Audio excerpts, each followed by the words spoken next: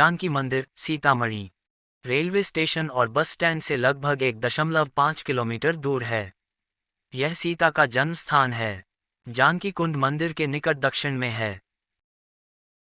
नवरात्रि और रामनवमी त्योहारों के दौरान हजारों में भक्त मंदिर में दर्शन के लिए आते हैं। ऐसा माना जाता है कि यह मंदिर लगभग 100 साल पुराना है। इस जगह की किंवदंती महाकाव्य रामायण को संदर्भित करती है और उस स्थान के रूप में प्रसिद्ध है जहां सीता को दायर की गई छाया में एक छाया के नीचे नष्ट किया गया था, जहां वह राजा जनक द्वारा पैदा हुए नए जन्म के रूप में पाई गई थी। यह एक आधुनिक संरचना के साथ एक काफी बड़ा मंदिर है। मंदिर के मुख्य देवता श्री राम, सीता और हनुमान हैं। जानकी कुंड के रूप में प्रसिद्ध एक नजदीकी टैंक वह जगह है जहां राजा जनक बेटी सीता को स्नान करने के लिए ले जाते थे। यह लोकप्रिय पौराणिक कथाओं की धारणा थी। सौर संचालित रोशनी के लिए एक बड़ा आंगन और प्रावधान है। मंदिर का बड़ा प्रवेश द्वार इस पवित्र स्थान पर आगंतुकों का गर्मजोशी से स्वागत करता है। भक्तों की एक बड़ी सभा को समायोजित करने के लिए अंदर एक विशाल आंगन है। चूंकि रामायण का प्रभाव बिहार में हिंदुओं पर एक प्रमुख प्रभाव है, इसलिए मंदिर साल भर भक्तों द्वारा घिरा हुआ है। यह त्योहार रामनवमी और जानकी नवमी इस जगह के पवित्र त्योहार हैं। रामायण में माता सीता को जानकी कहकर भी संबोधित किया गया है। देवी सीता मिथिला के राजा जनक की पुत्री थीं, इसलिए उन्हें जानकी भी कहा जाता है।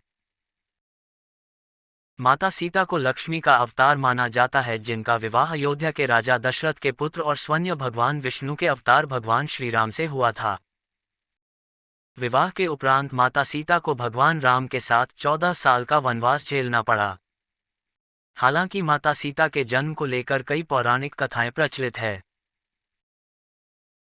जिसके अनुसार कहा जाता है कि देवी सीता राजा जनक की गोद ली हुई पुत्री थी, जबकि कहीं कहीं इस बात का जिक्र भी मिलता है कि माता सीता लंकापति रावण की पुत्री थीं। ऐसे में यह सवाल उठता है कि आखिर माता सीता का जन्म कैसे हुआ था। आइए जानते हैं कथा। पौराणिक कथा 1। वाल्मीकि रामायण के अनुसार एक बार मिथिला में पड़े भयंकर सूखे से राजा जनक बेहद परेशान हो गए थे। तब इस समस्या से छुटकारा पाने के लिए उन्हें एक ऋषि ने यज्ञ करने और धरती पर हल चलाने का सुझाव दिया। ऋषि के सुझाव पर राजा जनक ने यज्ञ करवाया और उसके बाद राजा जनक धरती जोतने लगे। तभी उन्हें धरती में से सोने की खूबसूरत संदूक में एक सुंदर कन्या मिली। राजा जनक की कोई संतान नहीं थी, इसलिए उस कन्या को हाथों में लेकर उन्हें पिता प्रेम की अनुभूति हुई। राजा जनक ने उस कन्या को सीता नाम दिया और उसे अपनी पुत्री के रूप में अपना लिया। पौराणिक कथा 2। माता सीता के जन्म से जुड़ी एक और कथा प्रचलित है, जिसके अनुसार कहा जाता है कि माता सीता लंकापति रावण और मंदोदरी की पुत्री थी। कहा जाता है कि एक दिन रावण वहां से निकल रहा था जहां वेदवती तपस्या कर रही थी, और वेदवती की सुंदरता को देखकर रावण उस पर मोहित हो गया।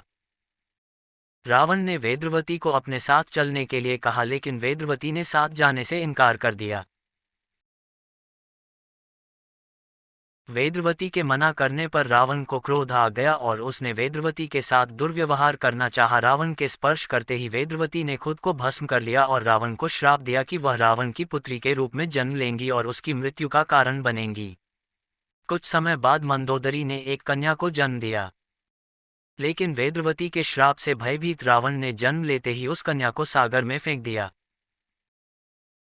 जिसके बाद सागर की देवी वरुणी ने उस कन्या को धरती की देवी पृथ्वी को सौंप दिया और पृथ्वी ने उस कन्या को राजा जनक और माता सुनैना को सौंप दिया। जिसके बाद राजा जनक ने सीता का पालन पोषण किया और उनका विवाह श्रीराम के साथ संपन्न कराया। फिर वनवास के दौरान रावण ने सीता का अपहरण किया, जिसके कारण श्रीराम ने रावण का वध किया और इस तरह से सीता रावण के वध का कारण बनी। इस कथा के अनुसार सीता जी वेदवती नाम की एक स्त्री का पुनर्जन्म थी।